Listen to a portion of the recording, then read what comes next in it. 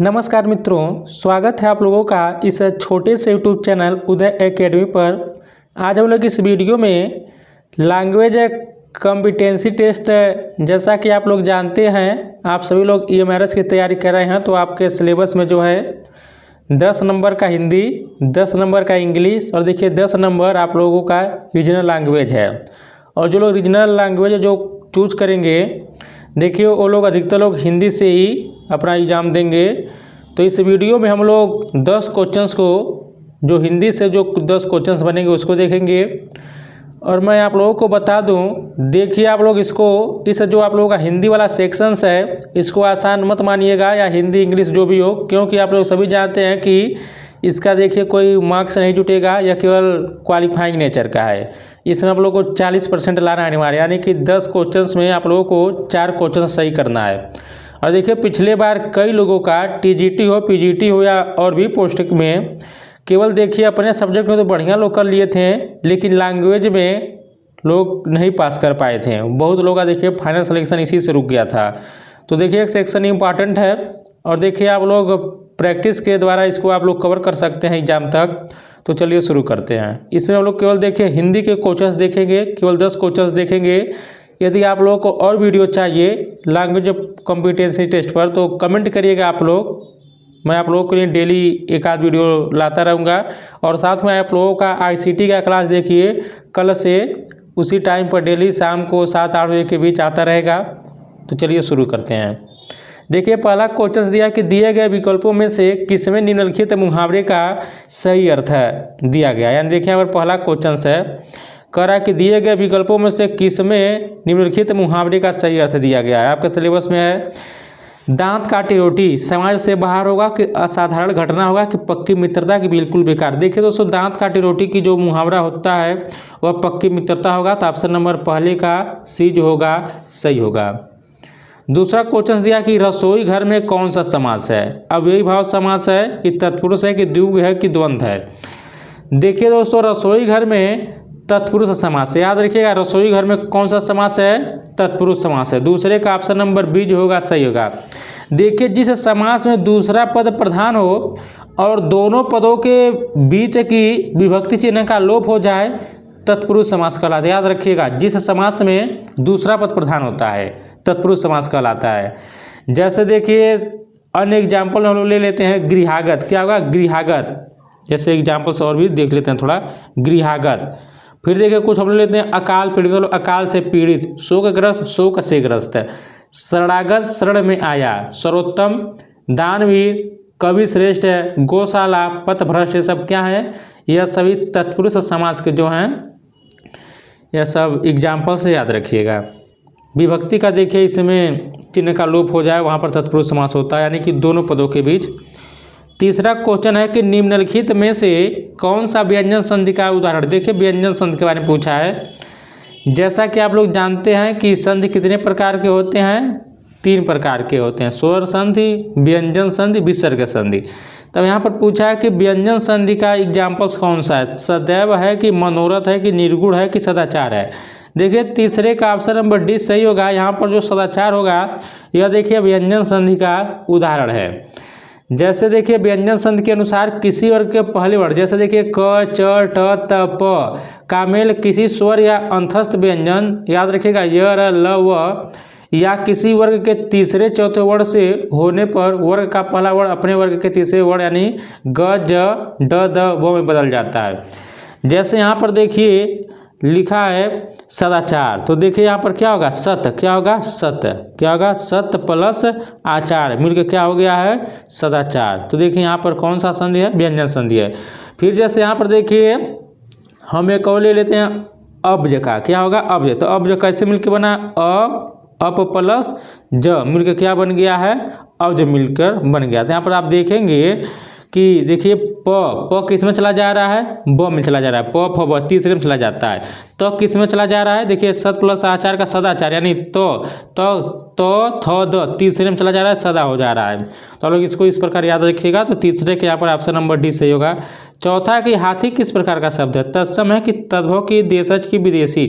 देखिए दोस्तों हाथी जो है यह तद्भव शब्द है। और देखिए इसका जो तत्सम होता है हस्ती होता है, क्या होता है याद रखिएगा हस्ती। हस्ती का क्या होता है हाथी होता है। तो यहाँ पर हाथी किस प्रकार का शब्द है, तो देखिए यह आप लोगों का होगा तद्भव होगा, इसका तत्सम क्या हो जाएगा हस्ती होता है। और देखिए ऐसे शब्द जो संस्कृत से विकृत होकर हिंदी में आए हैं तद्भव कहलाते हैं। याद रखिएगा देखिए तत्सम उसे कहा जाता है जिसे जैसे देखिए संस्कृत के शब्दों को ज्यों का त्यों ले लिया जाता है उसको तत्सम कहा जाता है। और तद्भव किसे कहा जाता है कि ऐसे शब्द जो संस्कृत से विकृत होकर हिंदी में आए हैं उसको तद्भव कहा जाता है। जैसे देखिए कुछ तत्सम तद्भव देख लीजिए। उष्ट्र, उष्ट्र का क्या होगा ऊँट होगा। गर्दभ का गदहा होगा। महिष का भैंस होगा। चुल्ली के चूहा होगा। गोमय का गोबर होगा। और देखिए सलाखा का सलाई होगा।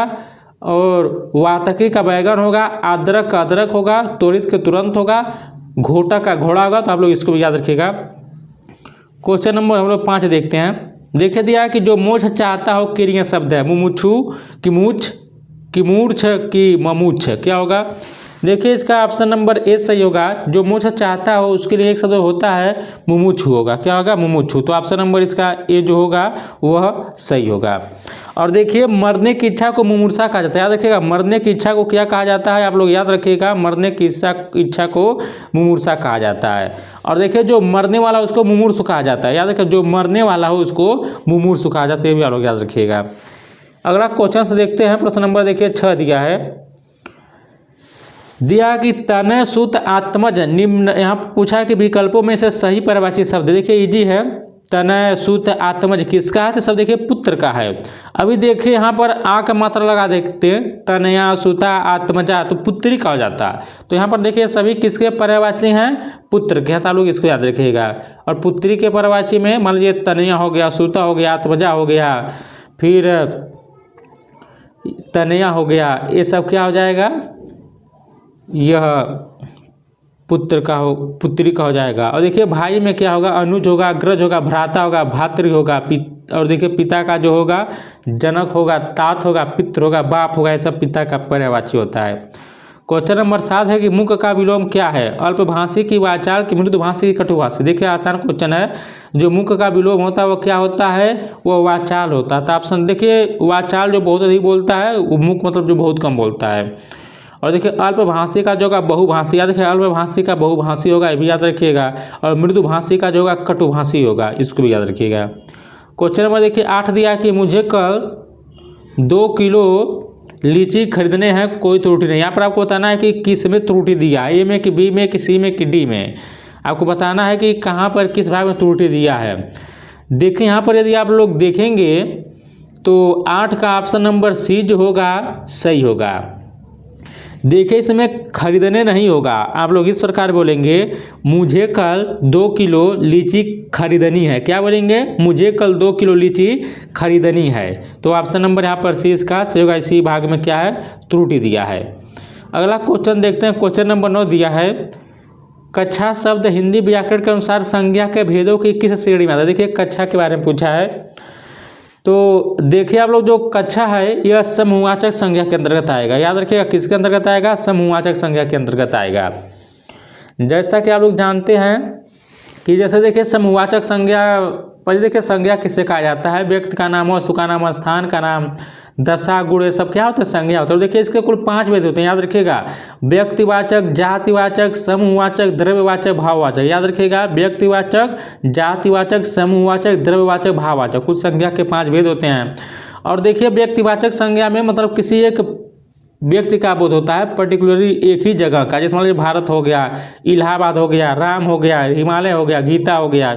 और जातिवाचक संज्ञा में देखिए पूरे जात का, जैसे गाय हो गया, भैंस हो गया, लड़का हो गया, स्त्री हो गया, पुरुष हो गया। पुरुष में जितने भी आ जाएंगे सभी हो जाएंगे।